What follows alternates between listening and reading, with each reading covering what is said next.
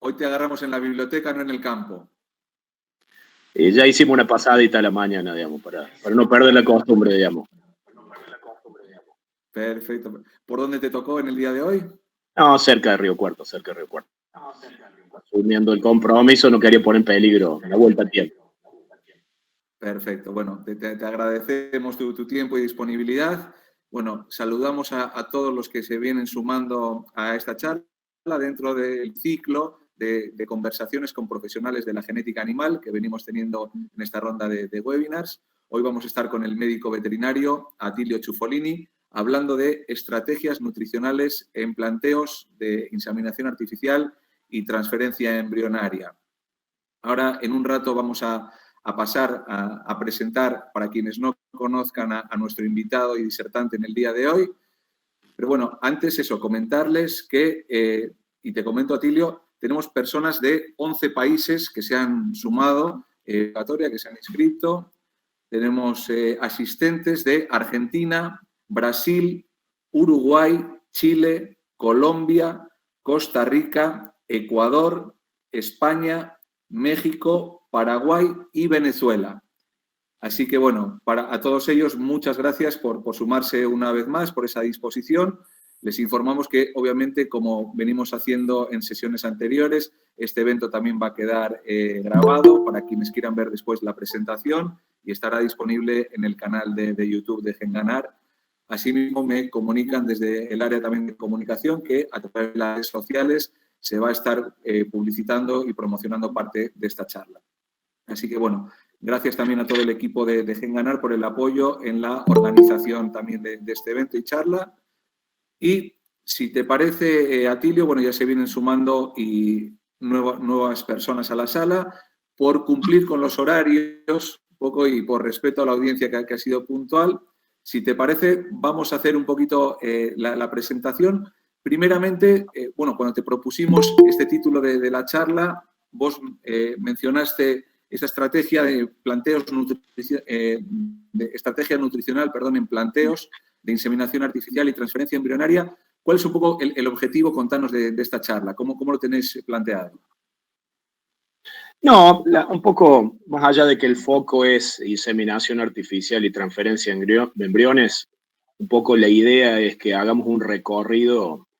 Hoy me da la impresión que las ganaderías están absolutamente, comparten estrategias, diríamos, absolutamente en todos los ambientes donde uno, en este caso, puede desarrollar la cría. Lo que queda a criterio del administrador o el que maneja es cómo ensambla esas tecnologías en su propio ambiente, en su marco empresario, con su equipo de recursos humanos. Así que vamos a hablar de cuestiones generales más pensadas en el fin o en el objetivo común que puede tener la productividad de un planteo de cría, a independencia de qué herramientas uses. Eso va a quedar a criterio del traje a medida o el rompecabezas para armar del que le toque, en su caso, ser el administrador, el asesor, etc. Así que un poco la idea es seguir un lineamiento de cuáles son las tecnologías que pueden ser competitivas en el entorno económico donde nos desempeñamos. Piensen que el conocimiento tecnológico es más lento que la volatilidad de la economía y el mercado. Con lo cual, como el mercado y las relaciones insumo-producto cambian a más velocidad de lo que avanza el conocimiento técnico, prácticamente uno se tiene que acomodar a lograr el objetivo consistente y permanente en una empresa a cielo abierto como puede ser la cría, obviamente tratando de ser competitivo en los costos, pero obviamente eso se va a desempeñar solamente, para citar Argentina. Si hay algo diverso es donde puede estar una vaca de cría, desde Mendoza hasta Formosa, desde Entre Ríos o Corrientes, Salta o el sur mismo, con lo cual el fin no cambia a independencia del ambiente de donde nos toque trabajar, y obviamente ahí queda la filosofía en el desafío de cada uno, buscar los óptimos de convergencia tecnológica para lograr los fines y obviamente mantenerse competitivo y próspero en el tiempo. Así que un poco eso es la idea. Perfecto. Bueno, creo que queda bastante meridianamente claro el objetivo y el marco de la temática y el tema de desarrollo. Así que, sin más dilación, si les parece, voy a presentar formalmente al médico veterinario Attilio Ciuffolini, para aquellos que no lo conozcan. Attilio Ciuffolini es médico veterinario egresado de la Universidad de Río Cuarto, la Universidad Nacional. Tiene formación también en Ohio State, en Estados Unidos, en el departamento de Animal Science. También tiene formación de posgrado, una maestría en Administración de Agronegocios y una maestría en Administración de Empresas en la Universidad de Belgrano. Y desde el año 98 trabaja en Tecnal, empresa de la cual es director, y trabaja como nutricionista en el área de carne y leche, dando asistencia técnica a explotaciones agropecuarias en diferentes provincias argentinas y a fábricas también de alimentos balanceados. Trabaja en análisis de resultados productivos y económicos en sistemas de carne y leche, evaluando y diseñando programas nutricionales y haciendo también extensión y capacitación para técnicos y personal de campo. Ha sido la persona a cargo de la formación técnica del equipo de técnicos comerciales en el área de rumiantes y también ha venido desarrollando actividades de investigación y desarrollo junto a otras empresas en sistemas de nutrición a campo. También ha ejercido como consultor y asesor en otros países, caso de Uruguay y terceros. Así que, bueno, un breve resumen de la trayectoria de Attilio, pero bueno, creo que por él va a hablar la presentación que nos trae a continuación. Así que, si les parece, Attilio, ¿puedo compartir? Puedes ir compartiendo pantalla. Bueno. La idea es que nos puede él ir haciendo la presentación. Tienen todos un chat en la parte superior derecha, donde nos pueden ir dejando las preguntas y una vez que finalice la disertación a Attilio, aprovechamos para trasladarle las mismas consultas y que se puedan evacuar en el marco de este encuentro.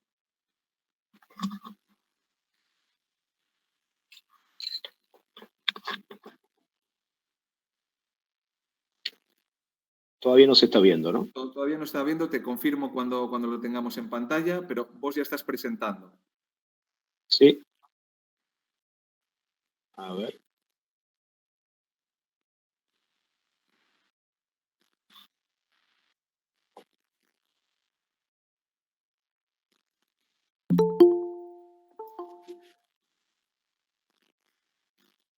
¿Estamos ahí? De momento no está apareciendo la presentación.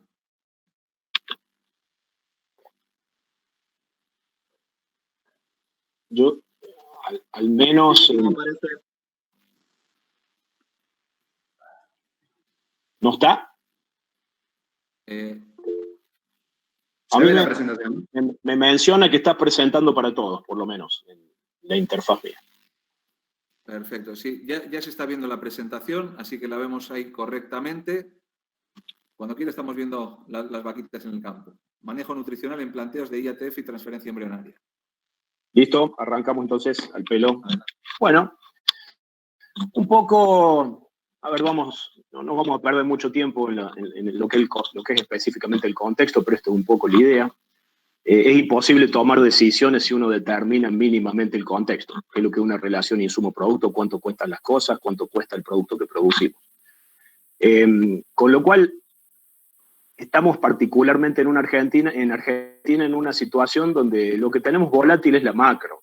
Y creo que si bien esto es algo que nos ha pegado específicamente en el 17 parte, en el 18, en el 19 y también en el 20, lo que específicamente estamos percibiendo con un tipo de cambio, sobre todo volátil, si nos ponemos a ver, estábamos en 17-1 en octubre del 2017 y obviamente tenemos un tipo de cambio de 85. Creo que uno de los problemas más graves del cual sufrimos es que si bien la ganadería o la carne es tan transable como el maíz o específicamente la soja en Argentina, al tener una arquitectura de la demanda más sustentada en el mercado interno, la formación de precios específicamente no es tan lineal como lo que podría ser en agricultura un precio FOB por el tipo de cambio. Lo cual permanentemente nos pega movimientos específicamente de costos y movimientos de precios que probablemente, si la inflación fuera más rápido que la devaluación, posiblemente estaríamos más beneficiados de precio que de costo. Pero al menos en esta trayectoria del 2020 los costos se han movido a más velocidad que los precios. Y me quedo solamente con una consigna en este punto. Cuando uno ve la relación maíz-ternero, en los últimos 10 años, estamos entre 10 y 25. Estuvimos a 10 en el 2009, cuando el ternero valía $1, y hoy estamos a 10 con el ternero valiendo, supongamos, 150 pesos, dividido 85, valiendo $1.80. Entonces yo diría, es un escenario relativamente interesante en este efímero momento que puede cambiar en un instante.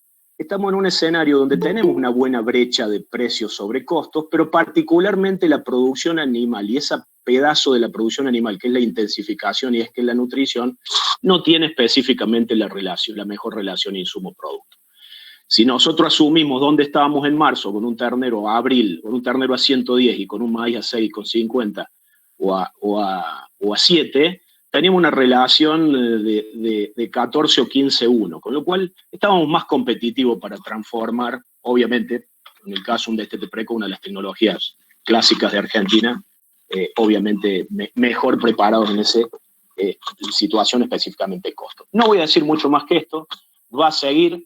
Obviamente eso hace que muchas veces, probablemente con la seca que venimos transitando, cada uno en su situación, empezamos a presupuestar la necesidad de un destete precoz, pero obviamente todos nos quedamos esperando que probablemente con algún milímetro más la podamos zafar y estamos viendo, obviamente, si la vaca va a aguantar y no vamos a sufrir las preñas. Nos pasa todo, prácticamente una negación emocional a convalidar, comprarse maíz caro, pero la realidad es que tenemos que seguir mirando en el objetivo final de largo plazo, que es mantenernos preñando en altos niveles y obviamente con buenas distribuciones de preñas. Vamos a hablar algo, ya hablé un poco de contexto, intensificación de la cría, solamente introductorio. Esto de tecnología, rentabilidad y precio un poco está implícito en lo que hablábamos. No es lo mismo hacer un destete precoz con una relación 10-1 que con una relación 25-1. Obviamente la rentabilidad marginal de la misma tecnología es absolutamente diferente en un contexto costo-precio diferente. Ese es el entender como esa adopción tecnológica óptima que cada uno tendrá que buscar en su propio ambiente para cumplir el objetivo, que probablemente sea igual en las crías de todo el mundo. Con lo cual, en esa mezcla de los 4 primeros puntos, ¿cuál es el contexto? Intensificar probablemente sea una necesidad obligatoria. Y en un escenario donde somos tomadores de precio, pero los costos no los definimos, tendremos que ponerle foco a la mejor productividad de la cría que nos salga en el contexto en donde nos toque trabajar. Vamos a ir desembarcando después de esa introducción a lo que es manejo nutricional específicamente. Pre- y posparto, que use toro, use inseminación, use transferencia de embriones, es transversal, sirve para todos, digamos, con lo cual no cambian algunos objetivos, porque en realidad vamos a hablar de no con qué semen preñamos las vacas, sino si son preñables o no. Nosotros de la nutrición vamos a pensar en la performance del individuo vaca de cría, con foco más en cuán preñable hago las vacas, más que con qué las preño, digamos, ¿no? Y en ese sentido podemos converger a algo que es igual a todos. Vamos a empezar a hablar un poco de estrategia de las vaquillones de reposición, qué magnitudes o en dónde la productividad se nos puede desviar específicamente, de vuelta. El objetivo es estable, pero el ambiente es inestable, con lo cual mantener el sistema productivo en equilibrio, digamos, es un desafío permanente, justamente por esto. Desembarcando algo que podría sonar muy sofisticado en un rodeo de cría comercial, vamos a intentar empezar o iniciar las conversaciones de si es posible que pueda haber algún nivel de integración tecnológica marginal de la transferencia de embriones en un campo comercial de cría, y algunos comentarios finales. Bien. Muy rápidamente, los puntos de apalancamiento de la productividad de cualquier sistema de producción pueden ser individuales o por hectárea. Creo que necesariamente tenemos índices clásicos de productividad en la cría, probablemente tengamos que redefinir algunos o agregar otros, y mucho de lo que a la cría le hace falta no es nueva tecnología, sino que es tecnología vieja bien aplicada. Todavía, digamos, me animaría a arriesgar el comentario de que en Sudamérica podemos tener mucho progreso tecnológico aplicando el conocimiento de la década del 70. Con lo cual hay que tener cuidado con qué orden de magnitud uno trata los temas que trata, porque probablemente puede pecar, obviamente los temas se ponen de moda, pero obviamente los problemas que tenemos que resolver son bastante viejos, con lo cual es una reflexión al respecto. Y este índice es muy simple y me gusta bastante, que no es ni más ni menos que cuál es la productividad por vaca de cría en existencia. La línea azul es Estados Unidos y es lo que produce Argentina. Ya es viejo el gráfico, requeriría actualización. No actualización en Argentina, porque todavía sigue vigente, actualización en Estados Unidos. Porque lo que termina pasando es que todas las curvas de productividad, prácticamente todas las especies, son permanentemente en suba. Argentina está estancado. Producimos 3 millones de toneladas hace más o menos 20 años, cuando la producción de grano se duplicó. No es por los productores o los técnicos, yo diría, son por los incentivos del contexto, pero sí, si Estados Unidos puede producir 350 kilos de carne por vaca de cría en existencia y Argentina, Uruguay, etcétera, está en 120, 140, más que apenarse por todo lo que nos falta, es alegrarse por la gran brecha de mejora que todavía tenemos por hacer, mejorando el manejo, no comprando nada, solo haciendo las cosas mejor y tratar de escribir una partitura que obviamente en el campo juegue y se ejecute en el equipo de trabajo todos los días. En lo específicamente lo que es nutrición, vamos a dejar el punto de apalancamiento de la producción de carne por hectárea. Por más que no nos toca, es un escrutinio permanente. Uno debería permanentemente pensar si no puedo hacer algo más en la cadena forrajera, si no puedo hacer algo más en una pastura mejor, si no puedo hacer algo más con la fertilización u otras cosas, si no puedo hacer algo más con la reserva forrajera, los silajes, etc. Con lo cual, permanentemente el gerente tiene que estar mirando cuál es el próximo punto de mejora en la productividad más rentable a donde tiene que asignar el próximo peso de inversión. No tenemos que perder ese ejercicio, por más que hoy vamos a hablar de nutrición. Y específicamente cuando hablamos de nutrición ya no pensamos en la superficie, aunque no nos tenemos que olvidar nunca, sino que pensamos en la producción individual. Y la nutrición es importante cuando empezamos a hablar en la producción, la nutrición es importante cuando, sobre todo, en cuánto puede aumentar la productividad del individuo.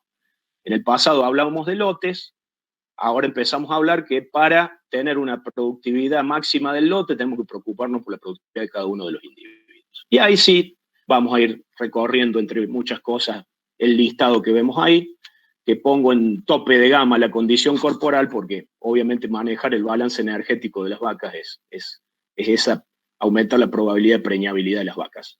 Y creo que el grueso, al menos Brasil, Uruguay, Argentina, todavía a la vaca de cría le sigue faltando simplemente un poco más de almuerzo y un poco más de cena. 1 o 2 kilos de materia seca más por día, cambiarían probablemente los escenarios de productividad.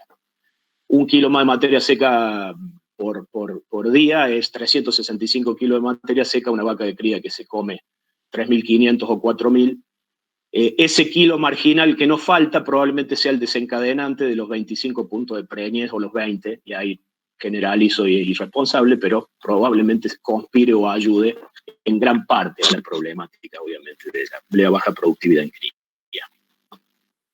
Bien, hablando de específicamente indicadores de manejo, no vamos a estar hablando ni de márgenes brutos, ni de nada más desde el punto de vista gerencial, sino las cosas del día a día que obviamente nos permiten tomar decisiones.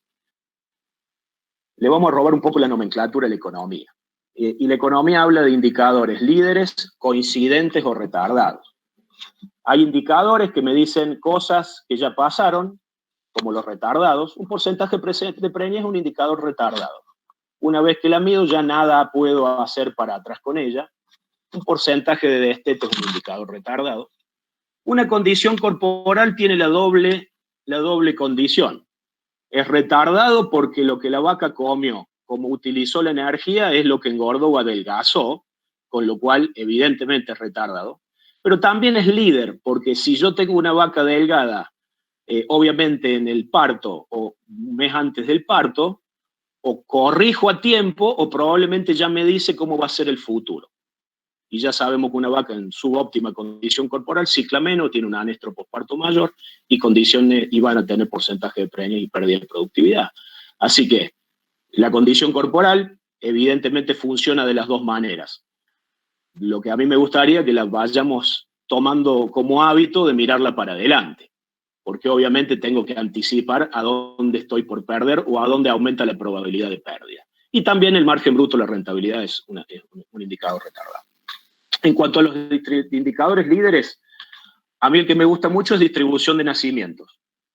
Los veterinarios hemos trabajado mucho con distribuciones de las preñez. Cuando se hace tacto, obviamente se habla mucho de la distribución de la preñez, pero la distribución del nacimiento es el hecho consumado, que inicia la carrera del semestre que define la productividad de la cría, que es el semestre donde las vacas paren, donde el ternero, las vacas paren y hacen su pico de producción de leche, donde obviamente el ternero genera la ganancia de peso que va a determinar el peso al destete, y en el momento donde tenemos que preñar las vacas para el futuro. Con lo cual empieza la campaña, empieza la carrera, deberíamos estar preparados como para correr el sprint desde el parto, preñez y productividad, digamos. Con lo cual deberíamos estar un poco más nerviosos en este mismo momento que tendríamos que tener ya el segundo celo de las vacas después de la inseminación. Deberíamos estar viendo a ver cuánto retorno de celo tuvimos básicamente con la inseminación, si hicimos alguna el 1 de noviembre. Empezó la semana esta. Y cómo viene, digamos, la condición corporal, etcétera, etcétera. La idea es, si no sabe, imagine, digamos, no podemos tener números concretos ni volúmenes de datos como otras actividades, pero sí podemos imaginar, y en definitiva esa imaginación es la que distingue las diferencias de las capacidades de la habilidad de los ganaderos. Distribución de los nacimientos, vamos a hablar bastante, eso creo que es el punto de partida real en donde la carrera de preñar las vacas empieza.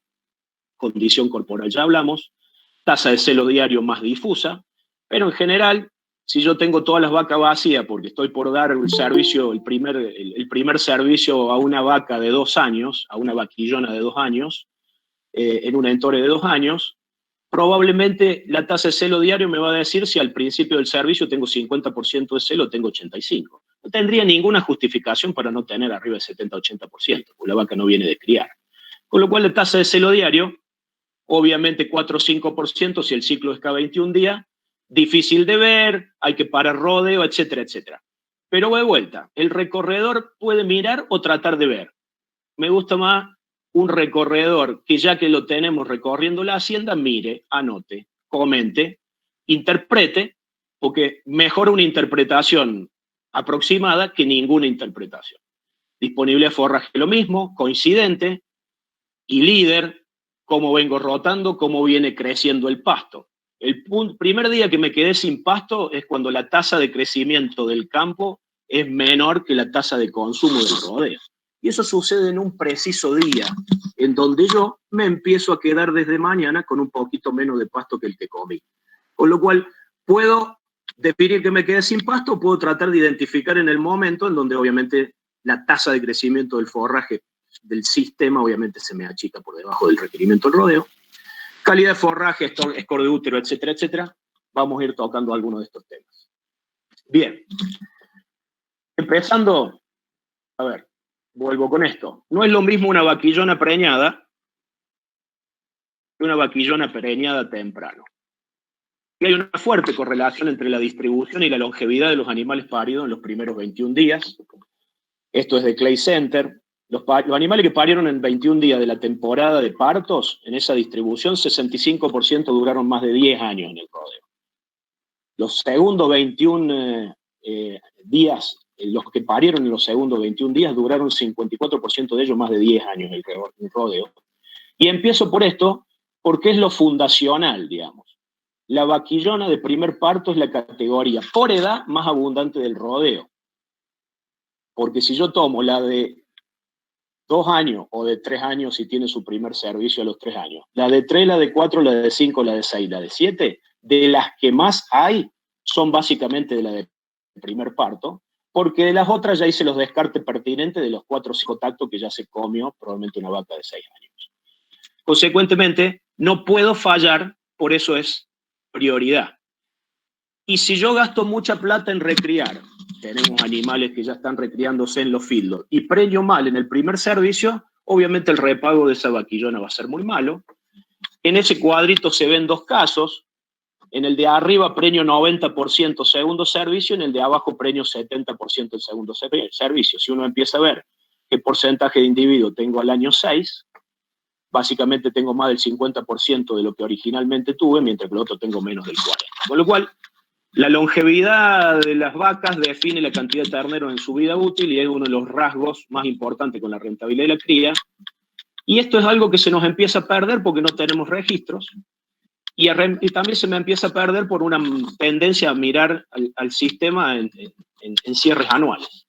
Con lo cual este es un negocio multiperiódico que cuando lo veo a un año se me desdibujan ciertas cosas muy relacionadas con la productividad. Una de ellas ya empezamos a hablar, cantidad de terneros en la vida útil de las vacas.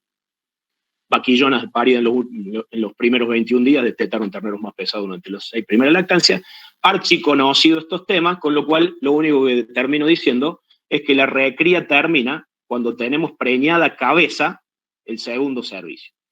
Y ahí yo discutiría más que cuando empiezo a dar el primer servicio, si es 24, 18 15, discutiría si yo ya logré dominar el 24, el 18 o si estoy en el 15. Porque si en líneas generales tengo 70% preñez en segundo servicio, lo cual es ya un condicionante sistémico de que ya se me hicieron colas las que sí preñé, obviamente ni siquiera me parece que es pertinente discutir ningún cambio de primer servicio. Con lo cual yo diría que estoy a favor de empezar a analizar si yo estoy logrando el objetivo, partamos de 24 meses, si se quiere, primer servicio, porque si yo no logro tener buena segunda preñez en 24 meses, yo ni siquiera me metería a discutir otras cosas. Con lo cual el foco, por supuesto, es preñar temprano. El foco preñar temprano siempre, pero el foco empieza por ser preñar temprano la vaquillona y el segundo servicio, que es la categoría de más alto riesgo que tenemos en el rodeo. Más de lo mismo, específicamente en este tema, confirma lo anterior. Y si uno define rápidamente, la liñita azul no es más ni menos que 90% de preñez y me mantengo 90 en el tiempo, ¿cuál es el porcentaje de retención de esa vaquillona si estoy en un sendero como el de la línea azul en vez de un sendero como la línea roja? Si yo estoy en un sendero de la línea roja, ¿qué me está pasando específicamente con los terneros producidos en la vida útil de las vacas? Que de última es un objetivo perdido, porque no lo podemos medir con precisión, pero fíjense que la productividad de haber perdido un año en vez de 15 a 24, pero tener buen segundo servicio, hace más productiva una vaca de 24 meses que una de 15 probablemente, ¿no?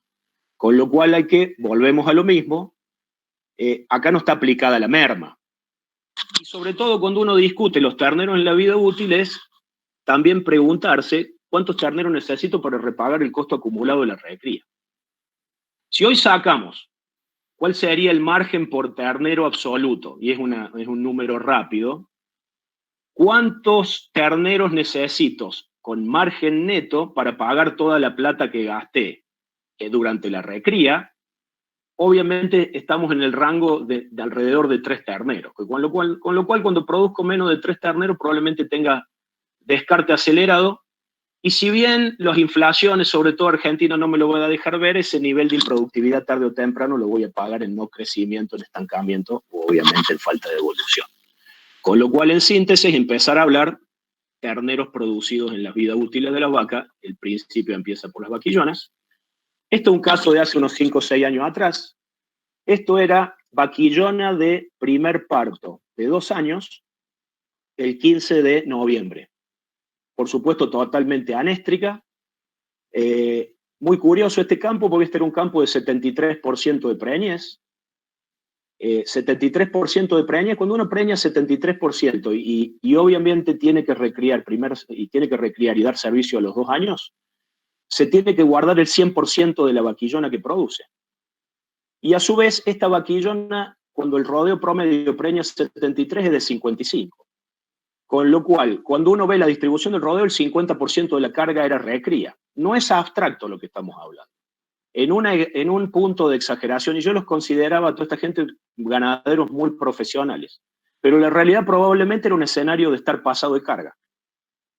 Obviamente los años llovedores, la preñez trepaba a 82-83%, pero en un escenario donde yo preño poco, tengo que dejar mucha reposición y la reposición se preña poco, al menos desde el punto de vista probabilístico, esto es un rodeo de 2 terneros en la vida útil animal porque se dedicaba a comer pasto para recriar más que dedicarse a comer pasto para producir terneros.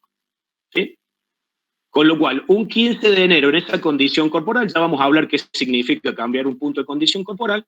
Si yo no quiero salir de pegarme un palo, porque era un año particularmente seco, en donde cuando vemos cómo están las vacas, cómo está el campo y cómo están las bostas, obviamente no estaba tan mal el campo, pero falta volumen. Y si falta volumen, por más que la calidad no flaquee, obviamente el 15 de noviembre con las vacas anéstricas ya me perdí los primeros 21 días de servicio, con lo cual ya no hay más cabeza. Y ahí podemos derivar, si yo hago un destete precoz, a qué velocidad esa vaquillona va a reiniciar el ciclo y con qué porcentaje de preñez voy a estar, pero ya estoy detrás de la curva. Ya me arrancó el sistema, ya perdí 15 días, la preñez la perdí. Si yo desteto no sé qué es lo que voy a recuperar porque no sé qué derivaciones climáticas voy a tener. Con lo cual, obviamente, la pérdida productiva ya se aproxima porque no voy a poder hacer algún milagro. Pero de todas maneras, vuelvo a ratificar, no es abstracto lo que estamos hablando, puede visualizarse de manera muy práctica. Dentro de la cría, ¿cuáles son las tecnologías desde la nutrición más competitiva que tenemos? Lo más competitivo que tenemos es destete precoz y suplementación proteica. Lo interesante del destete precoz y la suplementación proteica es que a independencia del escenario costo-precio de los insumos y del producto, al menos en la historia argentina, son rentables siempre. Con lo cual yo pienso en el destete precoz cuando probablemente estoy en la emergencia. Probablemente tendría que pensar en el destete precoz. De cada 10 conversaciones que tenemos, 9 son por la emergencia y una son, mira qué buen año ya que las vacas están bien, para poder ganar un poco cabeza si hacemos un destete precoz, porque vamos a ir prolijando el rodeo, ganando 10 días de fecha promedio de nacimiento y probablemente esos son 7 kilos más el año que viene. Y lo estoy haciendo en la tranquilidad del año bueno, no en la emergencia del año malo, donde el foco está más en sobrevivir, obviamente, que en producir. Pero diríamos, deberíamos integrar esta herramienta. Cuando yo le saco el ternero a una vaca que daba 4 litros, al otro día la tengo ganando 700, 800 gramos. Si gano 700, 800 gramos, supongamos porque tenía pasto para producir eso, si no tenía pasto para producir eso, probablemente deja de perder los 300 gramos de peso que venía perdiendo, pero tiene 400 gramos para ganar después del destete. En 400 gramos probablemente yo mejore 12 kilos en un mes, y 12 kilos en un mes es medio punto de condición corporal. Pero probablemente si la vaca no estaba debajo de 4, estaba un poquito en 4,5, restablezco el ciclo igual. La idea es empezar a pensar en esos términos. El destete precoz como mecanismo de manejar el balance energético de las vacas, igual que la suplementación proteica. Las dos herramientas dominantes, que son dominantes ¿por qué? Porque en cualquier escenario costo-precio cierran. Cual no quita que no tenga el criterio para adaptarlas al año particular. También la vaquillona sirve, este es un caso obviamente de autoconsumo con silaje en la categoría de alto riesgo.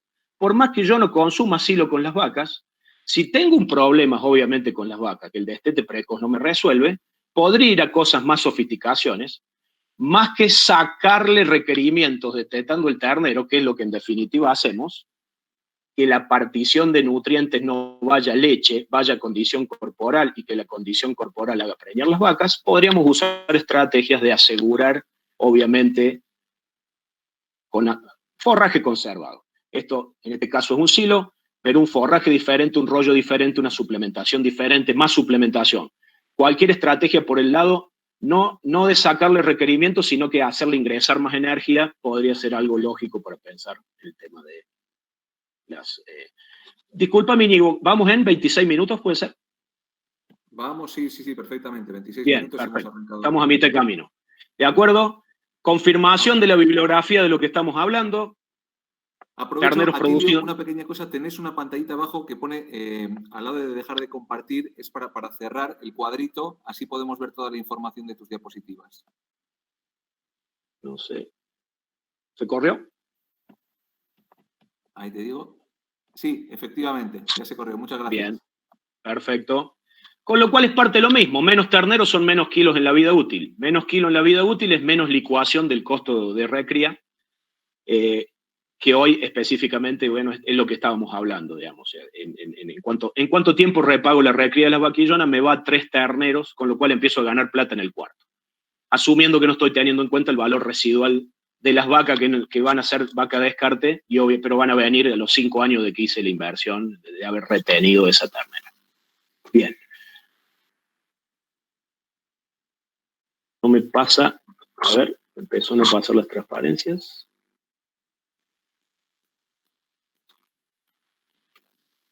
A ver si pasa de acá. Bien. Más de lo mismo, peso al destete en relación. No hay forma de compensar, ya lo vamos a ver, un ternero que nació tarde. Si preñar las vaquillonas cabezas y la inseminación puede ayudar, obviamente es desplazar los nacimientos hacia adelante. Por más toros positivos en EPD al destete o a los 18 meses que yo incorpore, al menos en el rango donde hablamos en Argentina, un ternero de 30 días más tarde, a 500 gramos de ganancia en San Luis son 15 kilos menos. A 600, 700 gramos de ganancia en el norte, en el Gatton, son 18, 20 kilos menos, o Corrientes. O a 800, 900 gramos en provincia de Buenos Aires son 24, 25 kilos menos. Cada uno analizará cuánto significa eso. El ambiente me pondrá las limitaciones de la ganancia de peso al pie, que evidentemente tiene. Sin embargo, preñar hacia adelante es más posibilidad de no perder porcentaje de preñez cuando el año viene malo, es más probabilidad de destetar más pesado cuando el año viene bueno, y obviamente mantenerme en las máximas potenciales de productividad que tenga el sistema. Como vamos a terminar un poco hablando de vaquillonas, un tema sobre la madurez. Esto es algo que cuando incorporamos genética, la incorporación genética genera perturbaciones en los requerimientos futuros en el rodeo. Obviamente Argentina tiene un animal muy moderado. De todas maneras, la moderación es probablemente en altura, los pesos siguen subiendo.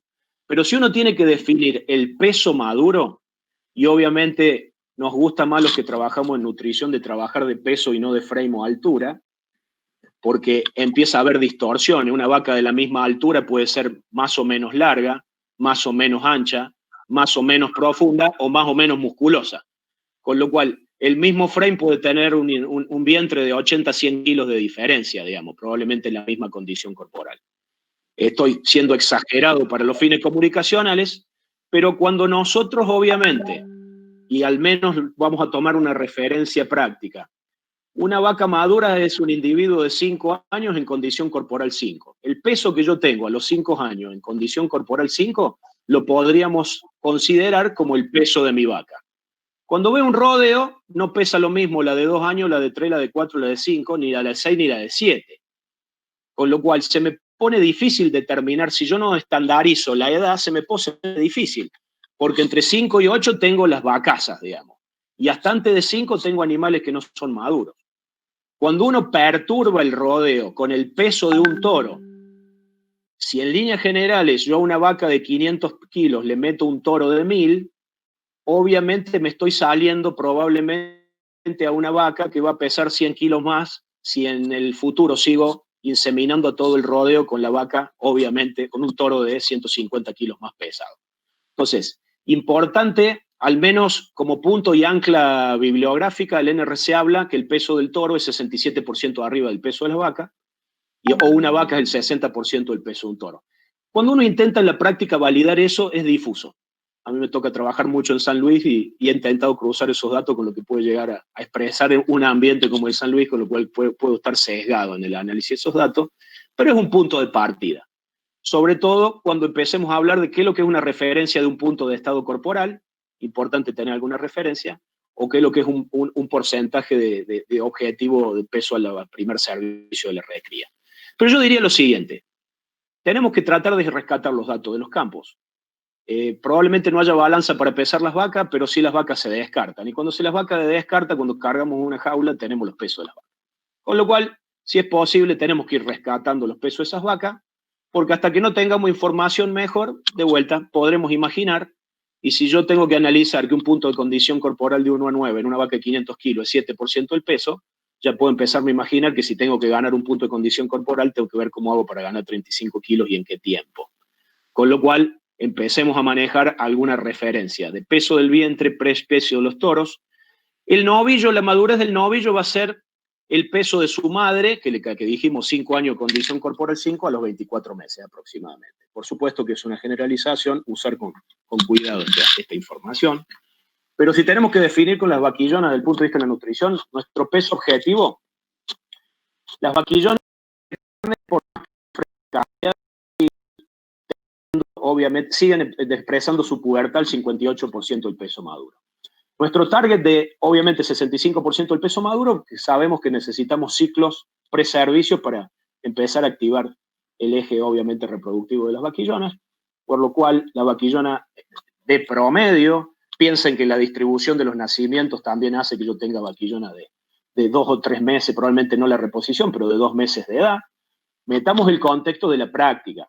Si tengo un target de 65% en animales que son probablemente con una distribución de edad que no son de un solo ciclo de una inseminación, y que en líneas generales tengo que ponerme, si mi vaca es de 500 kilos en producción, obviamente 6 por 5, 30, 5 por 5, 25, 350 kilos probablemente va a ser mi target de peso de la reposición al primer servicio.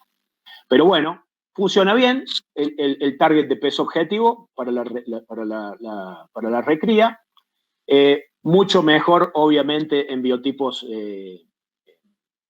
¿cómo es que se llama? Británicos.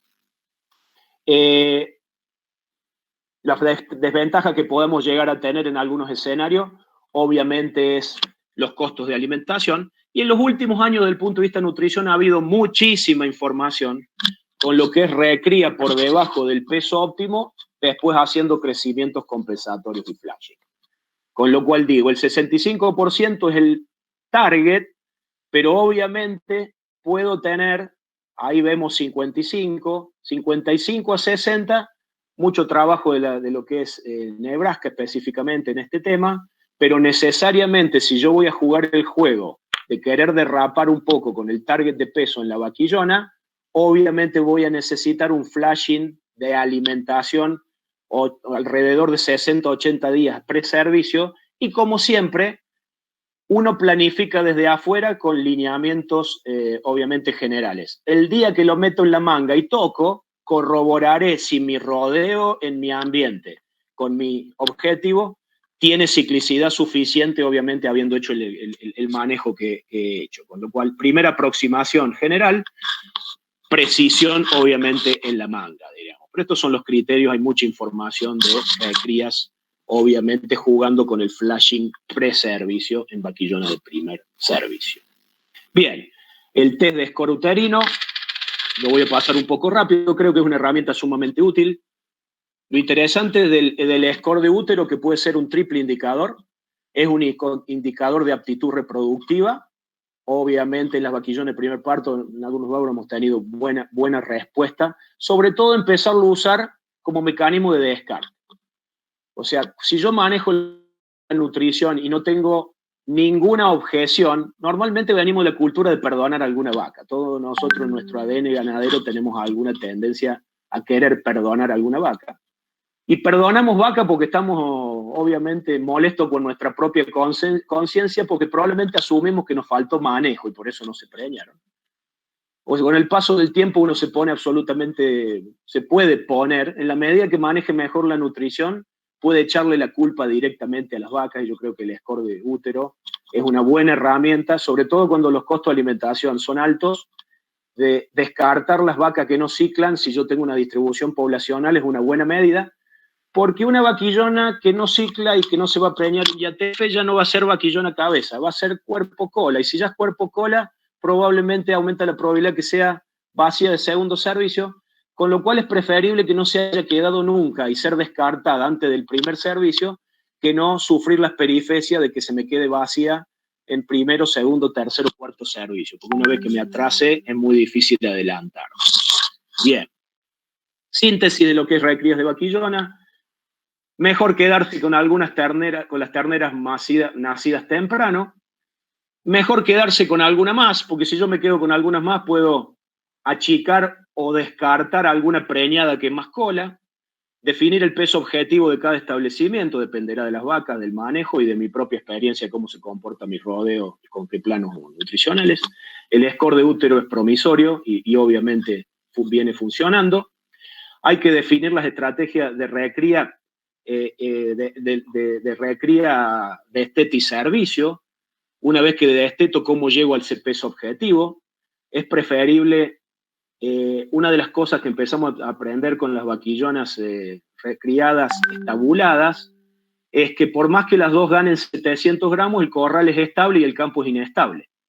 Era una curiosidad porque cuando llegábamos a condiciones relativamente parecidas, nada más que en el campo es el sub y baja, hoy tengo pasto, hoy tengo más, hoy tengo menos, y bueno es malo, obviamente la fertilidad es mayor, inclusive con pesos objetivos similares, habiendo estado en un corral.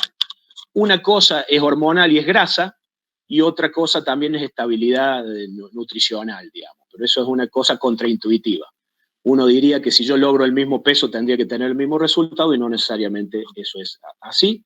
Temporada corta de servicio, las tecnologías reproducidas por supuesto que ayudan, y planear probablemente en esta categoría alguna convergencia tecnológica óptima, como dijimos, y ATBF más un servicio corto, más un destete anticipado.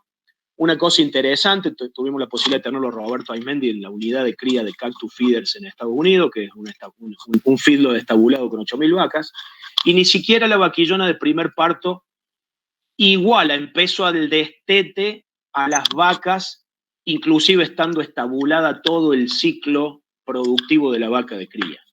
Con lo cual, lo que Natura no da, Salamanca no presta, digamos, destetemos temprano, no precoz, al menos anticipado. Obviamente, tenemos la misma genética muchas veces en el hijo de vaquillonas que en el hijo de vacas, pero el hijo de vaquillona no lo expresa y no es la genética, es el ambiente, y el ambiente que la vaquillona no le puede dar. Con lo cual, probablemente pegar el bochazo, digamos, de terminar el ciclo con un detente anticipado de 4 meses funciona y cierra muy bien el poder anclar a las vaquillonas en la cabeza de parición del rodeo. Bien. Comentame cuántos minutos me queda, Íñigo. Según mis números, 20 minutos. Tenés y 25 también, si querés. Dale para adelante, por favor. Muy bien. Esto es una función de costo-precio de producción. Muy simple de entender, diríamos, en la práctica. Muy simple de entender en la teoría y en lo abstracto. A mí me conviene producir hasta el punto que la conversión de insumo en producto, obviamente, sea mesete, y la lógica es estar en donde yo con poquito insumo produzca mucho producto, que no es ni más ni menos que el redondel. La cuestión difícil es cuando somos tomadores de precio. O sea, nuestro producto no vale lo mismo hoy que mañana, con lo cual no es lo mismo el retorno al insumo que voy a tener. Lo bueno de la nutrición es que lo prendo y lo apago rápido. Obviamente no es una tecnología que yo la tenga que invertir a 3 años, sino que doy de comer o no doy de comer, con lo cual es flexible. Pero la realidad es que uno no debería nunca perder la búsqueda de tratar de encontrar esos puntos de apalancamiento con insumo que maximicen la cantidad de producto. Bastante simple de observarlo, eso es aplicado a la condición corporal. ¿Y por qué dice que la racionalidad económica son los 30 kilos más importantes de la cría? Los 30 kilos que van desde una condición corporal 4 a 5. Porque si el crecimiento es músculo y la eficiencia de conversión es músculo en el feedlot, la reproducción es grasa. Y obviamente, si bien hay un montón de investigación en adaptación de vacas y mecanismos bajo los cuales podemos lograr un animal mejor adaptado y que obviamente pueda desafiar un poco la ley de la gravedad, no pensemos que la vaca razona y particiona los nutrientes tratando de evitar la extinción de la especie. Con lo cual una vaca flaca, como las que vimos un poco antes, ya empieza a pensar que si el ambiente ni siquiera me está ayudando para criar el ternero de hoy, ¿para qué voy a mandar chico al mundo el año que viene? Con lo cual una vaca flaca es la manera que tiene el animal de darse cuenta que no tiene que extinguirse el año que viene, porque la necesidad de producir la tenemos los ganaderos. La vaca lo único que no quiere es dejar de existir como especie. Con lo cual va a ser muy difícil que nosotros podamos preñar las vacas sin esos 30 kilos, digo, porque el 7% de 500 kilos son 35 kilos, y el 7% de 450 kilos son 30 kilos. Con lo cual, ese kilo de almuerzo y cena que nos falta probablemente sea lo que nos mantenga en una condición corporal con un porcentaje de grasa corporal de 18-20%, que es donde la prosperidad de la cría emerge. Y eso es, obviamente, estar equilibrado en carga, etcétera, o en muchas de las cosas que estamos hablando. Ya hablamos un poco de los tamaños. Permanentemente estamos desafiando el tamaño de los animales, porque al menos, digamos, la moderación ha llegado. Ahí está toda la trayectoria de los últimos 170 años de la genética bovina. Frame grande en 1830, moderación en 1920, en el rincón noreste, diríamos, el toro colorado en 1920, enanismo en 1960, digamos. Es más fácil mirar el despeje del ser humano que del animal en este caso. Gigantismo, me voy en lo contrario, digamos, hacia la izquierda, gigantismo en los 80 y moderación. Pero en esa moderación es tamaño. Seguimos incorporando genética, la incorporación genética incorpora peso. Obviamente, al incorporar peso, probablemente el requerimiento de nuestras vacas futuras se va modificando. Y estas son cuestiones irreversibles, con lo cual tenemos que estar preparados probablemente a que si yo hago una perturbación muy grande y empiezo a agrandar el tamaño de las vaquillonas, no necesariamente van a ciclar igual, obviamente al mismo peso que el año pasado yo tenía una ciclicidad alta. Con lo cual, si bien es sutil, si bien transcurre temprano, esto es irreversible, y los que trabajamos en nutrición también algunas veces tendríamos que opinar si obviamente el tamaño de la vaca que se está buscando, digamos, es el correcto o no, cosa que creo que está muy asumido en Argentina, pero a nivel general, si tenemos 13 millones de terneros con 24 millones de vacas, no necesariamente está sucediendo, con lo cual estamos en una discusión que probablemente sea válida. Esto se expresa en los rangos de los EPD, perfectamente aprendible. No está expresado como se expresa, obviamente, en los libros, digamos, de Lera, etc. Pero obviamente los toros de arriba, los azules, son toros terminales. En la misma raza Angus son todos negros, pero tenemos toros terminales, que son frame, crecimiento, carcasa, eficiencia de conversión, musculosidad. Y otros toros que son líneas maternas. Esta es una discusión global bastante importante, porque si yo repongo el 20% y vendo el 80%, ¿qué tendría que ver cuando venga un reproductor? ¿El toro en línea materna o el toro, obviamente, en línea paterna? Por supuesto que los novillos y las vaquillonas de descarte se van, pero las vacas quedan, y muchas veces terminamos optando por no perturbar lo que hablamos, el requerimiento futuro del rodeo. Tema controversial, porque tampoco es contradictorio. Hoy podemos tener las dos cosas. Podemos inseminar con un toro para reponer vaquillona, pero podemos repasar con un toro terminal. Digamos, también ese ensamblaje, si por primera vez en las últimas décadas el precio del novillo pesado se igualó en octubre del 2017 al precio del novillo liviano. Empezamos a ver que empezamos a tener algún incentivo por producir animales más pesados, y si empezamos a tener un incentivo por producir animales más pesados, probablemente no en la ganadería de 227 kilos de carcasa, pero en alguna ganadería que apunte a maximizar una de las cosas que empezamos hablando, la producción de kilos por cabeza, por vaca en existencia. Obviamente los cruzamientos empiezan a tener posibilidad de interacción dentro de un marco lógico. Bien, manejo del requerimiento de las vacas. No vamos a hablar específicamente de qué es lo que es una condición corporal o la otra, o cuándo la tengo que medir.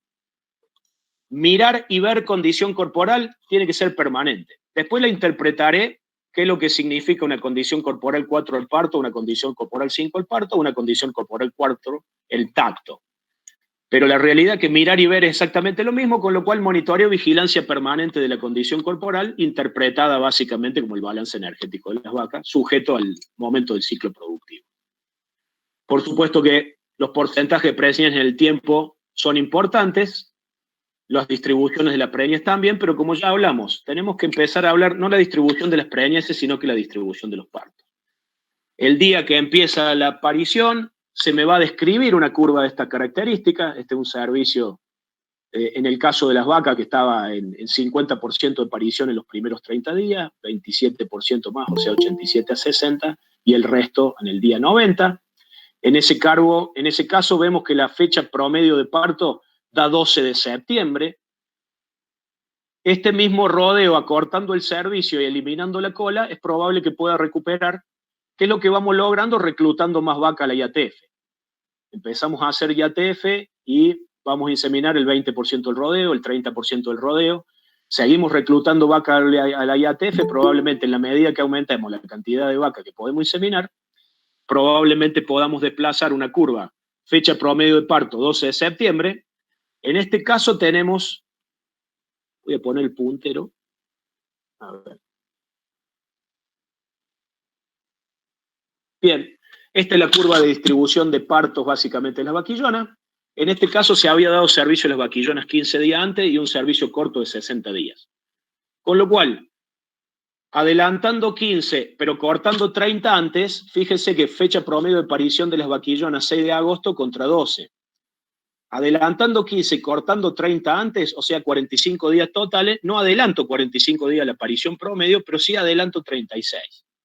Esto está sujeto, esto creo que para un 24 meses puede funcionar, para básicamente un 15 meses se pone difícil porque el apretado equilibrio entre tamaño corporal, preñez, distosia después, ¿no? De todas maneras, es para entrar a pensar que el día que yo tengo datos, no importa que no caravaneen los terneros el día que nacieron. A fin de mes saco la cuenta, qué porcentaje de vaca me parieron, porque este es el punto y el hecho fáctico que determinan al nuestro postparto. Si yo tengo mis vacas en baja condición corporal y parí el 12 de septiembre y mi anestro tiende a ser más de 60 días, probablemente inicio mi servicio promedio el 1 de noviembre. Si mi anestro se está prolongando a 60, 70 días, probablemente tenga muy mal celo diario.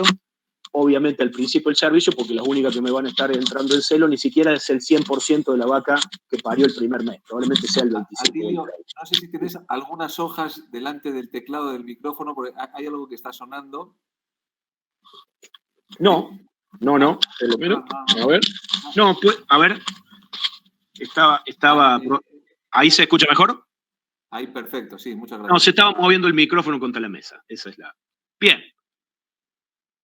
Evidentemente, si yo empiezo a cortar del servicio a 75, 80 días y obviamente recluto más vaca, ese mismo rodeo puede pasar a parir del 12 de septiembre al 22 de agosto de promedio. Si yo tomo una fecha sobre la fecha de inseminación, la fecha probable de parto a 284 días de la inseminación, vemos que normalmente se me adelanta el 12 o el 13% del rodeo parió antes de los 284 días, pero obviamente llego alrededor del 10 de septiembre al 80% de la aparición. Sin embargo, acá empieza la carrera. En el momento que yo determino el nacimiento del ternero, empiezo a jugar en mi imaginación con anestro, condiciones corporales, volúmenes de pasto, tengo que destetar, así como la agricultura monitorea. En la emergencia estamos sembrando maíz y soja, digamos, más soja que maíz, digamos, al menos en esta zona. ¿Cuántas plantas tengo nacidas por metro? Y después termino contando cuántas chauchas tengo, cuál es el peso de 1000, y estimo que mi rinde va a ser 35 quintales. Tener indicadores líderes es empezar a hacer un diagnóstico de aproximación del tacto, porque significa que intento ir monitoreando la producción en el preciso momento donde puedo intervenir en el sistema para rescatar productividad. Con lo cual, de vuelta, creo que esto es uno de los indicadores obviamente más interesantes, y a independencia del rodeo donde esté, monte, no monte, caravané, no caravané, etcétera, etcétera, creo que todos podemos hacer un esfuerzo para tener medianamente contada la hacienda y los nacimientos a fin de mes, o semanalmente, o lo que sea, digamos. Me gusta más en la medida que sea más preciso, pero la cantidad de ternero nacido por semana, sobre todo si el campo es chico, y obviamente chico me refiero que se puede recorrer relativamente, y no hay monte, me parece que es alguien que puede hacer cualquier cosa, y registro a la libretita, digamos, del recorredor. Bien. Bien, obviamente no solamente cómo estamos con las categorías de la preñez general, debería monitorear permanentemente cómo estoy preñando y mirarlo en el tiempo, qué me va pasando. En este caso, venía bien con la vaquillona de segundo servicio, tuve una disrupción por un problema de manejo y enseguida me pasa la factura y me vengo a 70% preñez en segundo servicio. ¿Qué pasó? ¿O qué determinaron eso? Se empezó a usar escor de útero en ese caso, empecé a ganar unos puntitos de mejora de preñez en las vaquillonas, eso es vaquillona 60 días. Al descartar la vaquillona que no cicla, se mejoró en 60 días, pasar de preñez que venían de 82, digamos, en el 2011, más cerca de 87, 88 general en 60 días, etcétera, etcétera. Monitoreo vigilante a los índices, pero no los índices de preñez generales, sino los índices por categoría. Preñez a segundo servicio, así como dijimos que la vaquillona tiene que pesar el 65% de su peso maduro a servicio, debería pesar el 85% de su peso maduro al parto. Manejar el parto y el servicio, condición corporal mínima de 5 al parto, pero el primer parto debería estar un poco mejor. Obviamente atender el primer parto, digamos, por más que tenemos muchas herramientas, sobre todo con los toros de facilidad de parto, sigue siendo un fenómeno que requiere, obviamente, de intervención. Y obviamente siguen siendo vaquillonas, siempre estamos en un equilibrio inestable. Los equilibrios inestables se nos desvían, obviamente, porque se nos salen rápido del régimen, con lo cual esta es una categoría que va a seguir siendo de alto riesgo, a independencia que siga progresando el conocimiento técnico. Bien, una pasadita. ¿Cómo estamos en tiempo, Íñigo? Me parece que me quedan 5 o 6 transparencias y estamos, sí, a 7 de terminar, pero me había dado 5 más, o sea, estamos en 12. Hasta el cuarto, así que efectivamente, por lo menos 10, 12.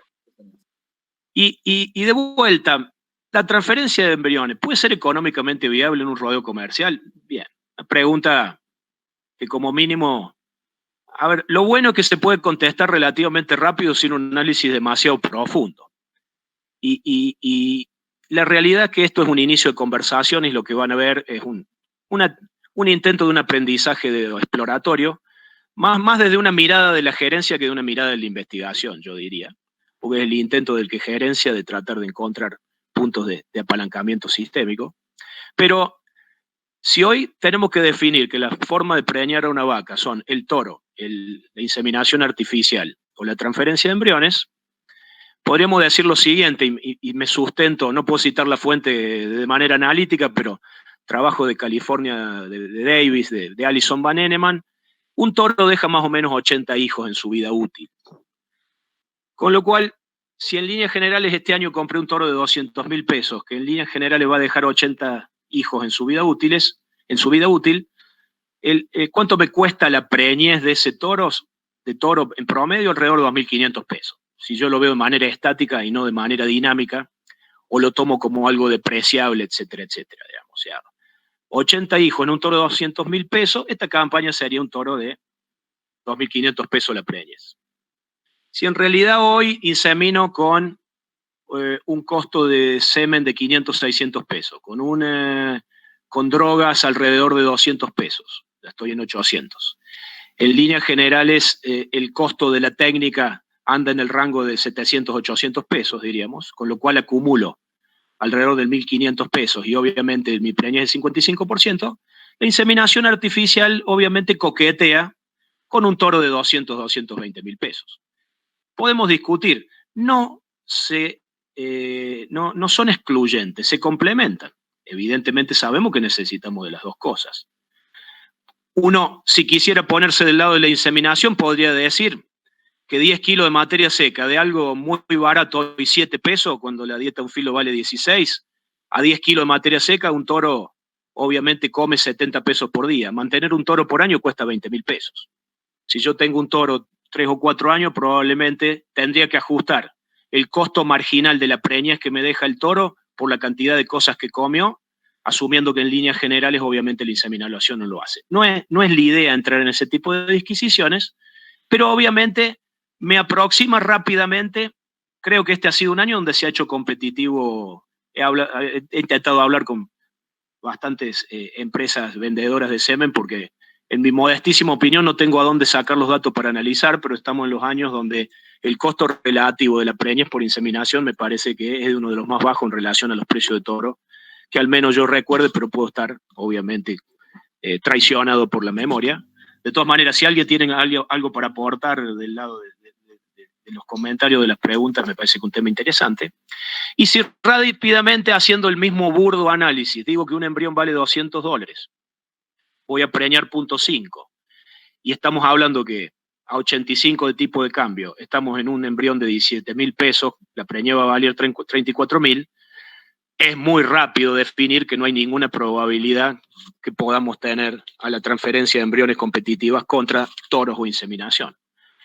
Sin embargo, creo que lo que uno puede llegar a pensar, que un embrión puede ser un reemplazo o un sustituto de un toro en el futuro.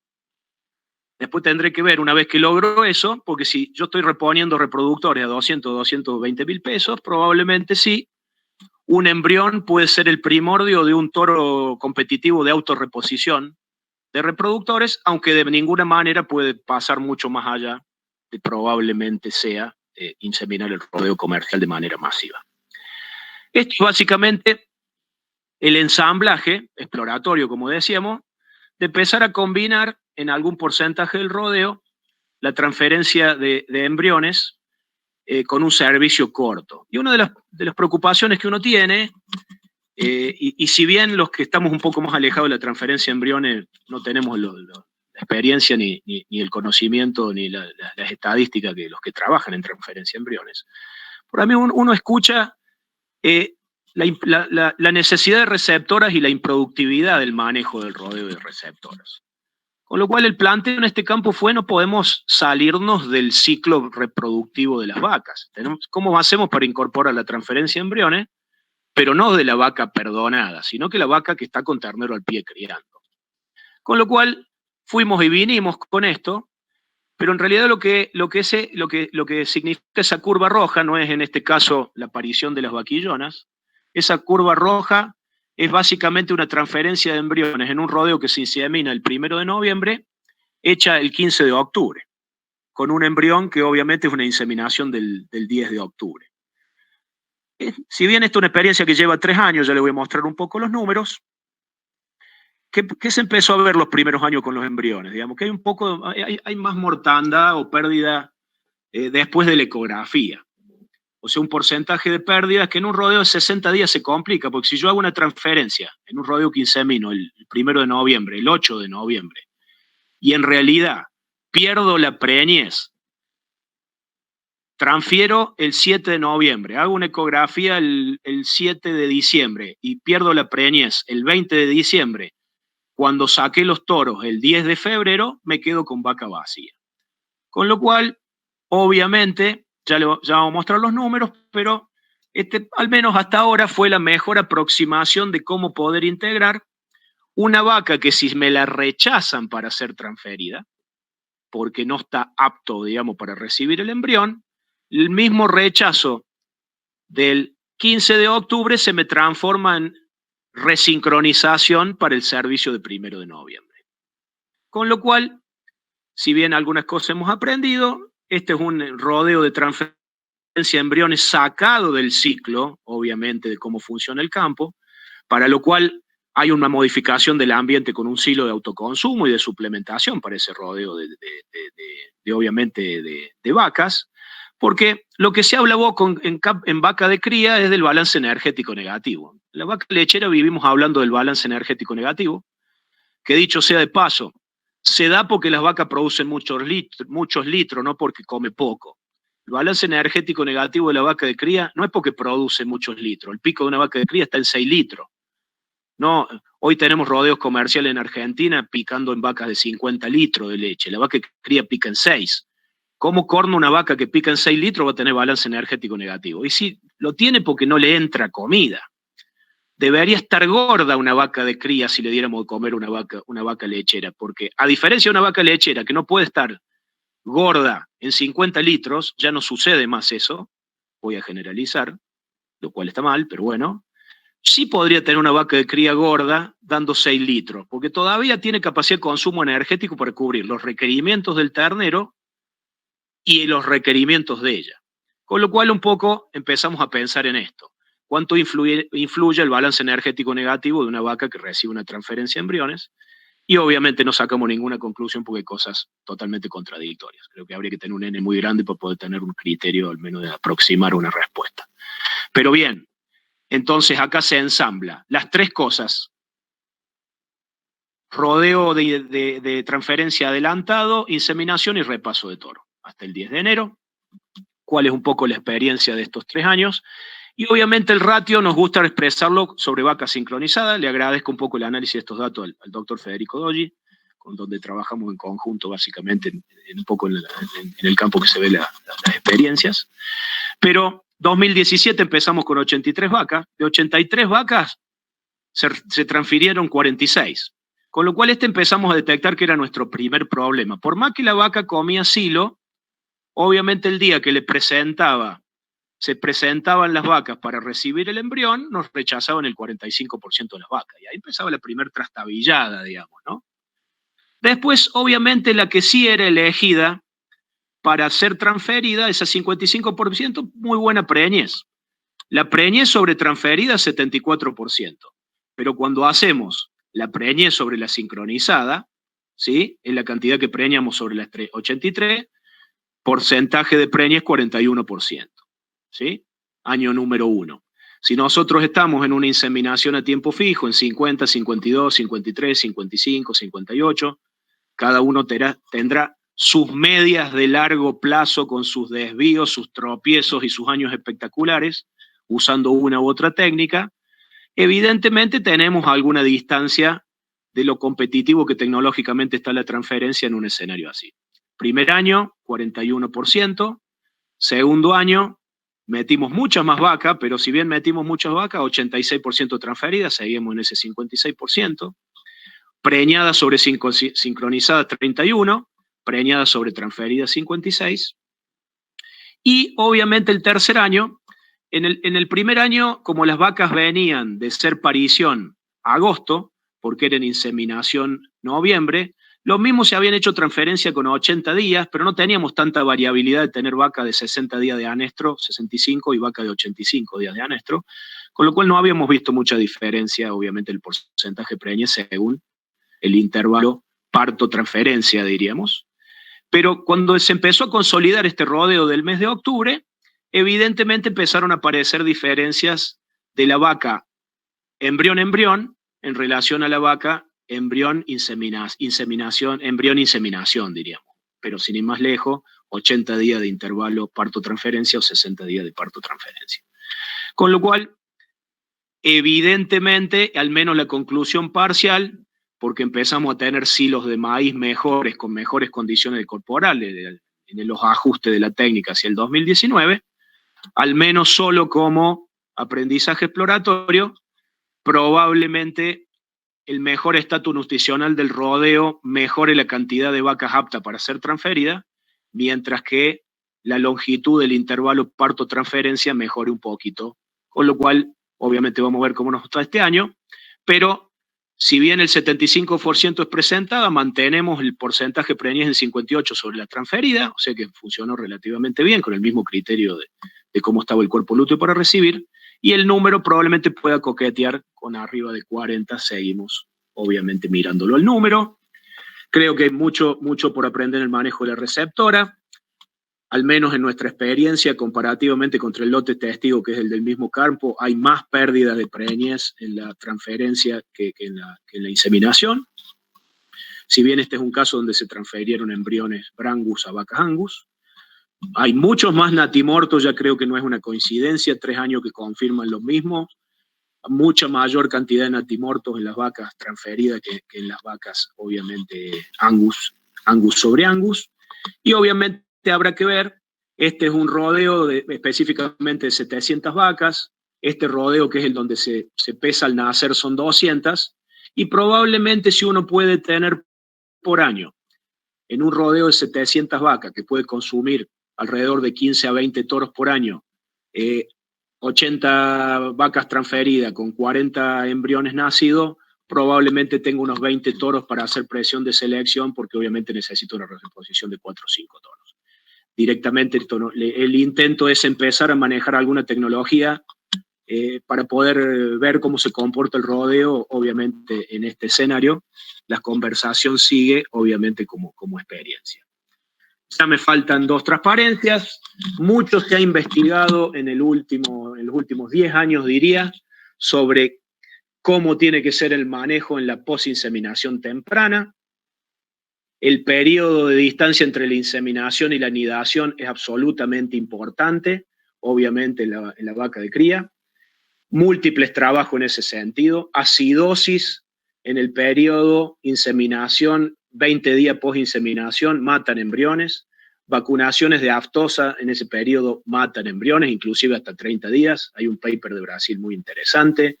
El estrés calórico en ese momento, recuerden que la mortalidad de embriones sucede cuando la mínima empieza a superar los 16 grados. La mortalidad embrionaria por estrés térmico no está relacionada con la máxima, está relacionada con la mínima. Cuando la mínima no baja, los embriones se mueren y ese umbral de pérdida empieza cuando las mínimas empiezan a ser durante cierta continuidad de día, obviamente de más de 16 grados. Recuerde que el estrés calórico produce vasodilatación periférica y vasoconstricción central. Si la vasoconstricción central aumenta la temperatura del útero, obviamente atenta contra, obviamente, la anidación del embrión. Tropeadas dentro de los 20 días, ejercicio, mortalidad de embriones, cambio de dietas, cambiar, alargar animales que venían en un sistema, ¿cómo es que se llama? Estabulado y confinado a un sistema pastoril, mata embriones. La discusión al principio es si era porque las vacas caminaban o por si había un cambio de balance energético, probablemente las dos cosas. Es ese trabajito que es lo que se ve acá en el cuadrante a la izquierda, es con podómetros.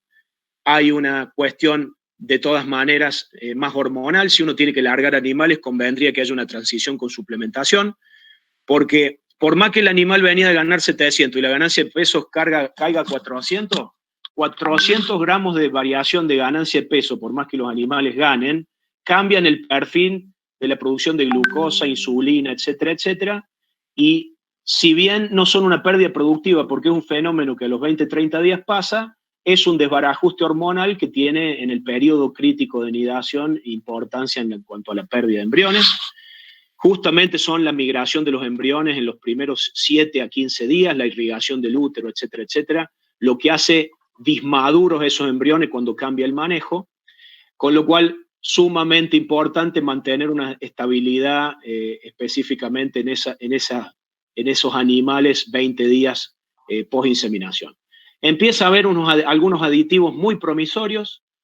La utilización estratégica hay una revisión de Reinaldo Cook muy interesante. Es bastante evasiva la interacción de reproducción y de nutrición, pero algunos ácidos grasos dados en baja cantidad en este periodo post-inseminación, en esos 20 días, también se está viendo que 100 gramos de una grasa bypass en los 20 días post-inseminación, hay bastante ensayo pre, post, con embriones más largo, más corto, probablemente un aditivo de 100 gramos por día durante 20 días puede ser alguna estrategia promisoria para ensamblarle a los protocolos de inseminación artificial y seguir ayudando desde nuestro lado a esa captura de ganancias marginales de porcentaje de preñez en los protocolos. Al final, bien, ante la infinidad de medios hay que buscar la claridad de los fines, no es filosofía, tengamos claro cuál es el foco productivo. Estamos en la era del diluvio informativo, en la era del diluvio informativo, donde el bombardeo de información es escandaloso y me supera.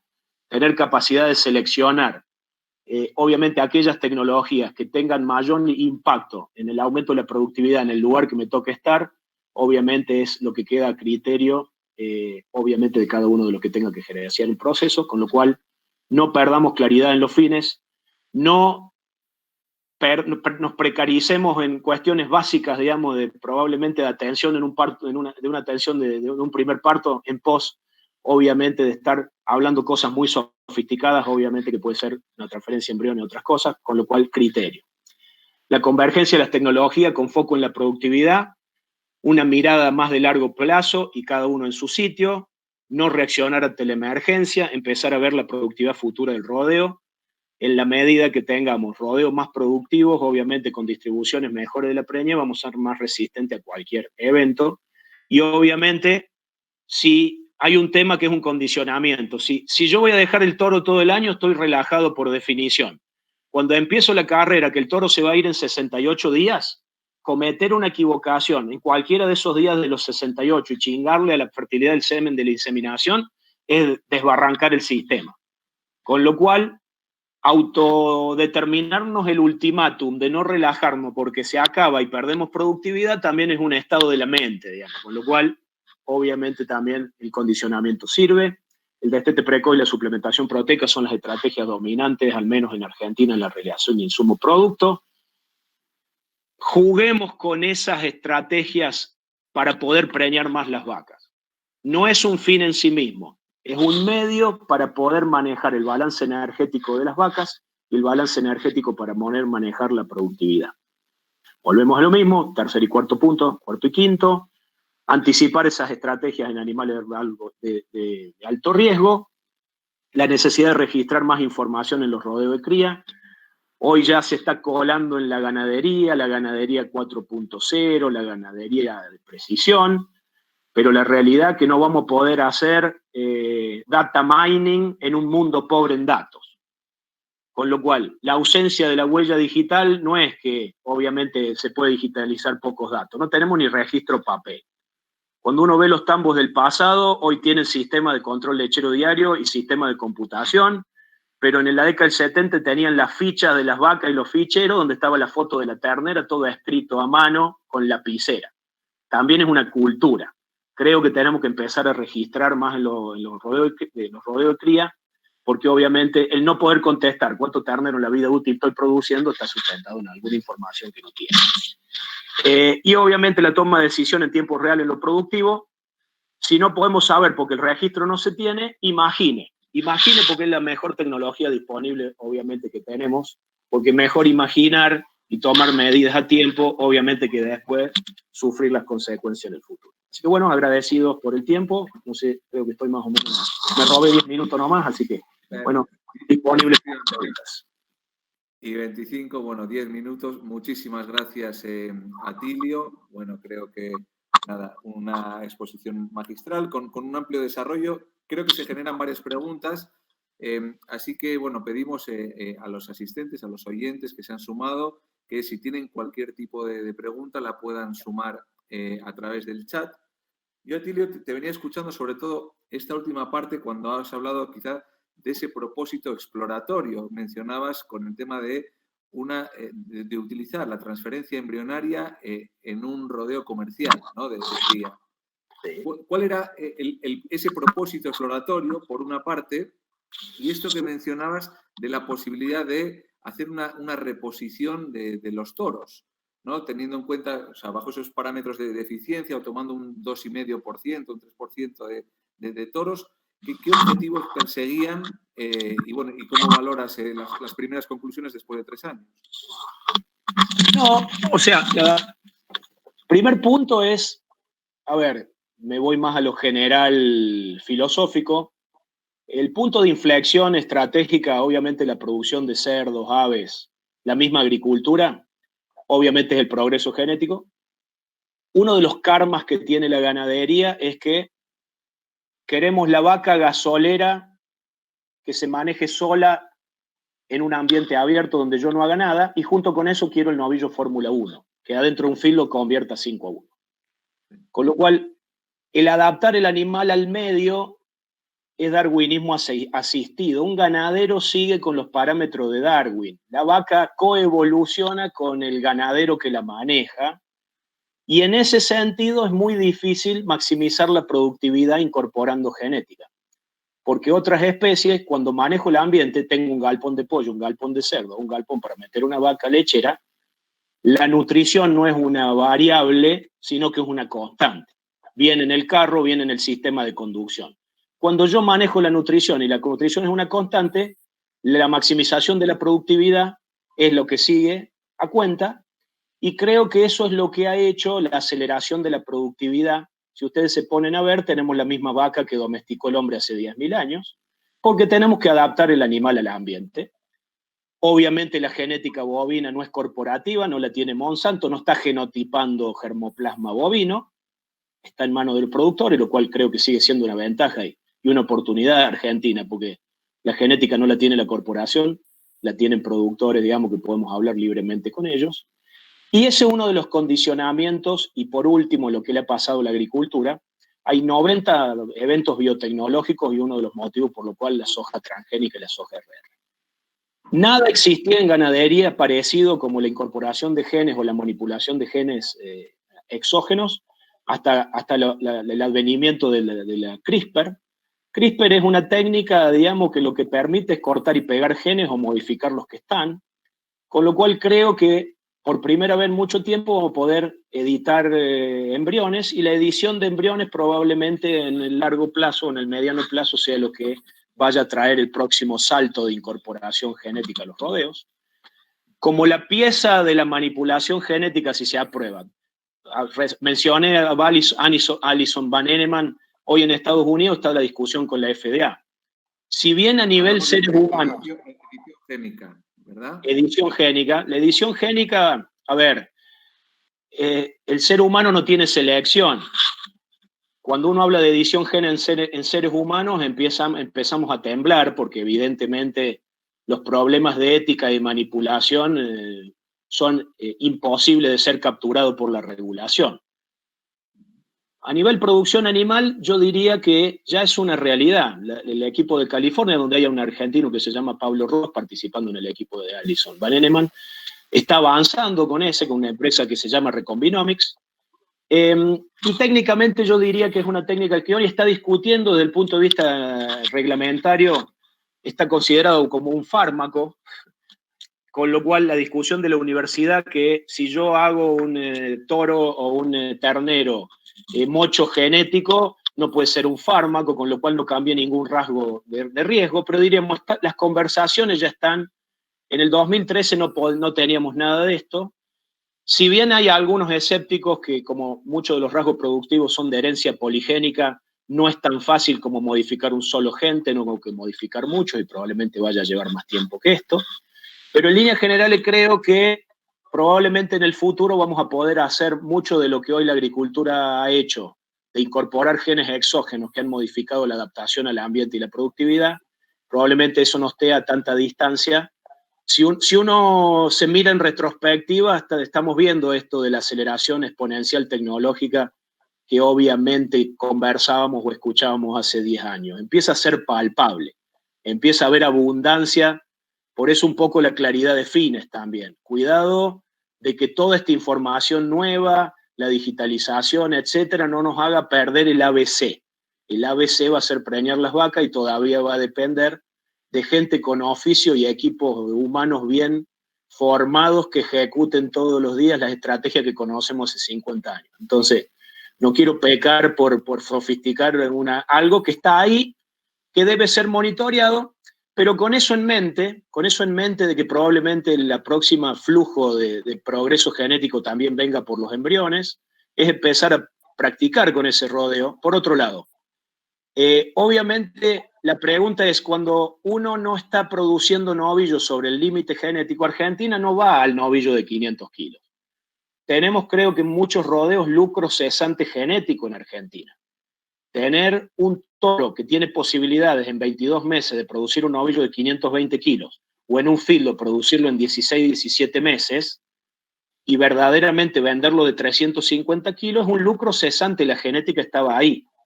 En vez de vender un envase con 2 litros la botella llena, estamos vendiendo la botella de 2 litros llena a 1,5 litros. Eso es lo que le pasa a la genética.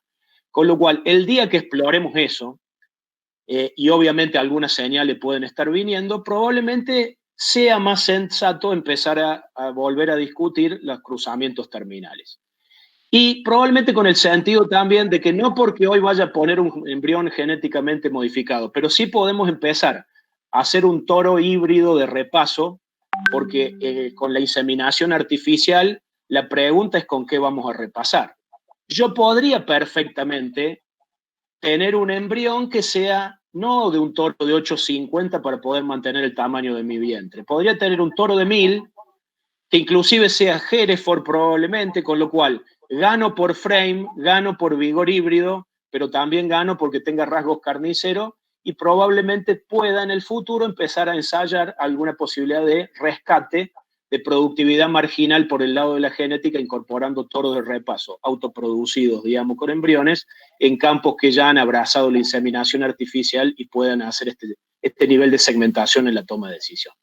Con lo cual, obviamente, así como empezamos a explorar desde Tecnal cómo se comporta un novillo en terminación, con datos uruguayos hace unos 10 años, porque probablemente los clientes del futuro o las necesidades del contexto del futuro requieran de que produzcamos de manera diferente, tenemos que ir ejercitándonos en la capacidad de tomar decisiones con cosas relacionadas con la nutrición para seguir aportando progreso y prosperidad, obviamente, al sistema de producción. Y ya que me diste pie, tenemos una tendencia en Argentina, obviamente, a ponerle foco a lo macro, a lo contextual, y gracias a Dios que no me desvié con eso, pero las perturbaciones, la turbulencia macroeconómica nos mantienen todo el día atentos y desviados, porque si le erramos en leer el contexto, probablemente nuestra sobrevivencia está puesta en riesgo, pero lo que no tenemos que perder nunca de mente es lo que verdaderamente creo que en el fondo somos,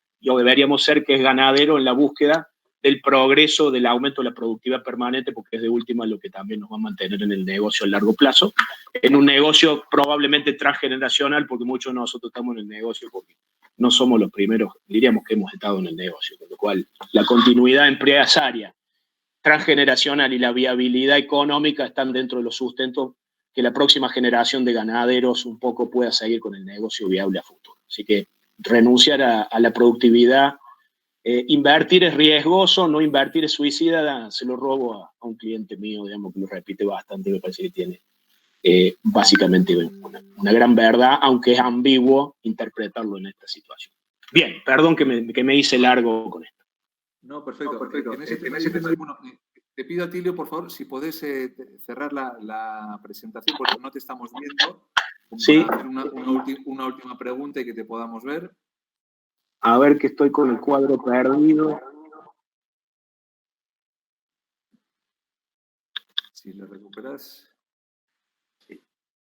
No me lo corre. Ah, ahí abajo, el cuadrito blanco. Sí, el cuadrito no lo puedo pescar. Bueno. Ahora sí. Ahí está saliendo. Sí, perfecto. Ahí tenés el dejar de presentar. Y si nos puedes poner, bueno, estás sin cámara en este momento. Sí, era por cuestiones de ancho de banda, digamos. Aprovecho eso también a consultarte. Nos están animando en el chat, no estoy viendo que hayan llegado preguntas.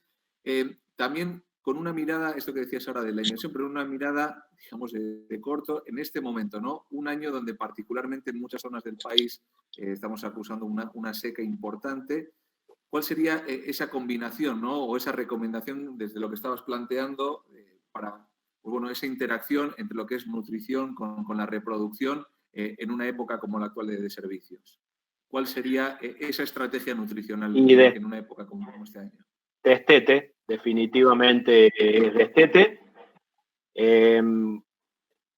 La urgencia de hacerlo tendrá que ver con un poco lo que hablamos, cómo vengo con mi distribución de partos, vengo corrido, vengo bien, cuánta condición corporal han perdido las vacas.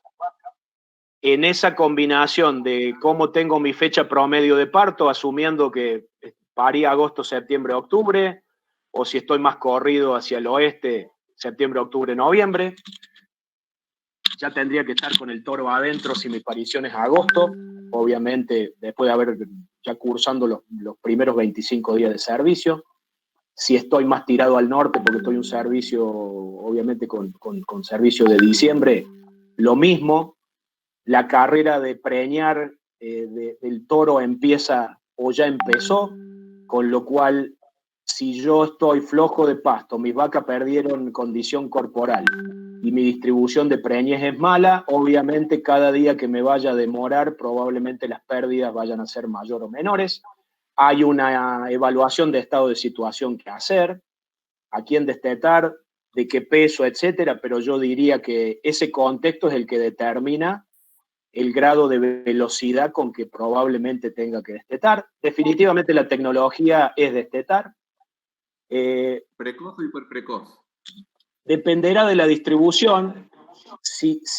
A ver, ¿cuál es una de las preocupaciones del destete precoz? Se va a hacer largo, diríamos, y la comida está cara, como dijimos. Entre comillas, está cara en términos históricos. No significa que si yo planeo un destete precoz no vaya a tener un costo de 90, 100 pesos. A ver, es difícil generalizar. ¿qué desplete precoz puedo implementar? Voy a comprar un alimento completo, 30 pesos, voy a comprar un concentrado 30-35% que tiene soja, a 40 que lo mezclo con maíz de 15.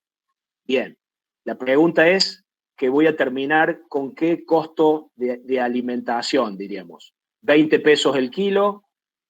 Si lo hago por administración o tengo un mixer y hago una dieta de 18 pesos, yo diría que podríamos terminar con un gran horizonte de costo de alimentación, con estrategias muy, muy distintas, dar poquito o dar mucho.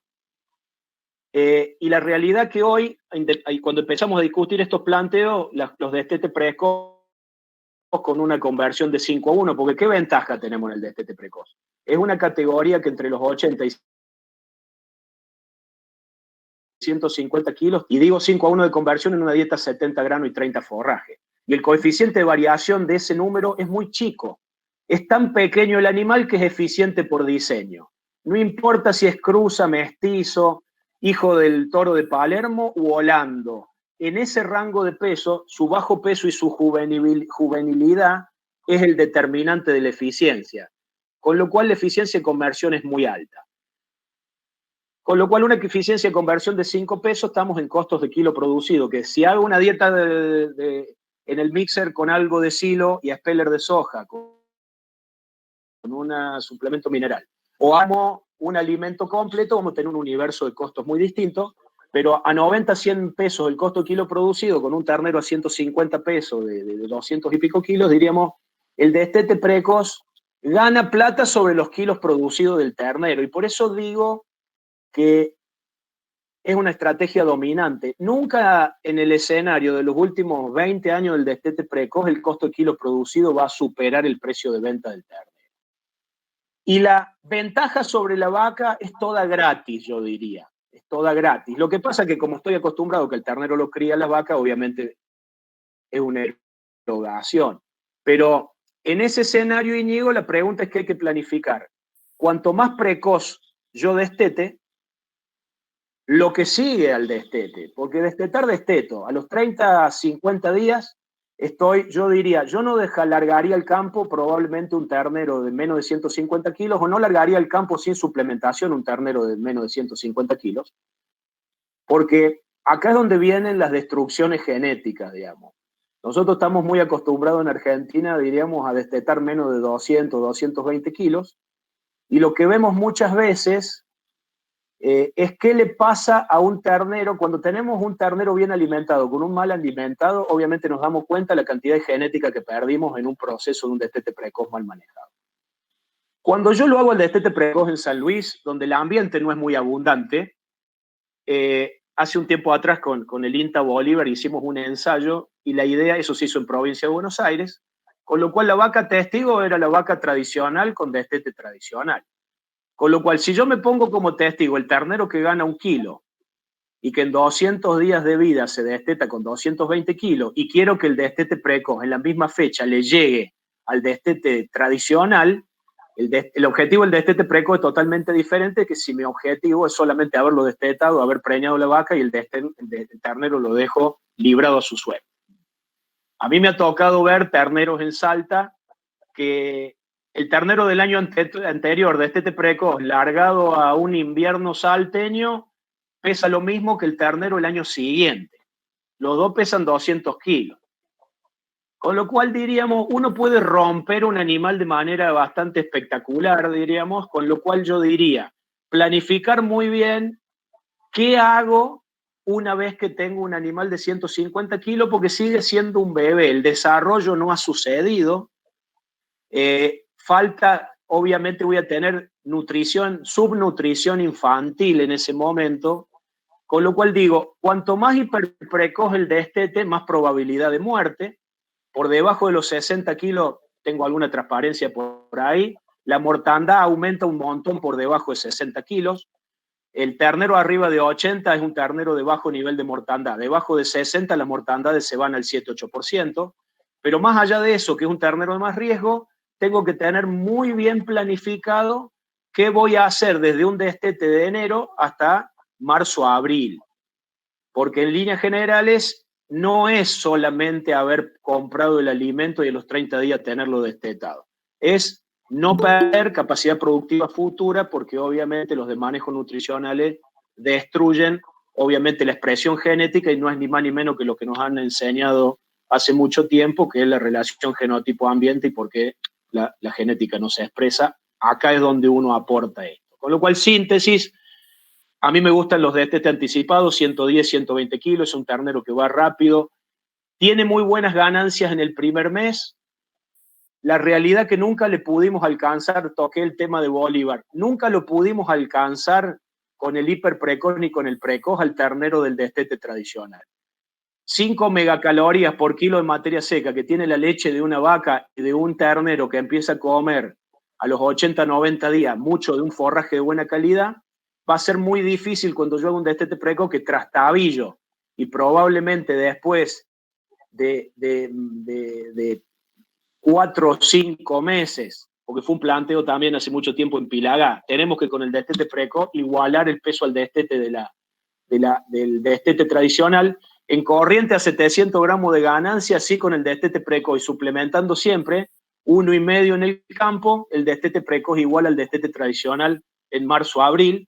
Provincia de Buenos Aires no llego, con lo cual, en síntesis, entiendo que la emergencia es preñar las vacas. En ese sentido, obviamente, el destete precoz es para las vacas y no para los terneros, pero no nos olvidemos del ternero, porque obviamente nos puede ir muy mal, sobre todo si lo hiperprecoz o lo precoz no se acompaña por una consistencia nutricional, sobre todo de vuelta hasta por lo menos 150 kilos, y asegurar después el manejo forraje. Perfecto. Bueno, Atilio, muchas gracias por la respuesta en detalle. Bueno, creo que como síntesis lo que planteabas, planificación, obviamente, objetivos, la medición justamente de esos datos para conseguir la productividad deseada dentro de ese rodeo de cría, y cómo justamente esa nutrición tiene que ser el complemento para potenciar, ¿no?, las cualidades genéticas del rodeo en función de los objetivos tanto productivos como económicos. Te dejo ya para que puedas cerrar la charla con un saludo a la audiencia, y estaríamos ya para ir terminando el horario. Bueno, no, de mi parte agradecerles la atención. Bueno, espero que obviamente, estando en plena campaña de servicios, obviamente haya servido como para aportar algunos datos útiles, y bueno, estamos disponibles de tener a lo largo de todo el país, digamos, para las consultas que sean necesarias, así que muchas gracias por su atención, muy amables. Perfecto. Bueno, muchas gracias, Atilio, a todos los que se han sumado, a todos los asistentes por este medio y por las redes sociales. Así que agradecidos, y bueno, estaremos en contacto para una próxima dentro de este tipo de web. Un saludo a todos. Muchas gracias. Tardes, buen servicio. Buenas noches ya.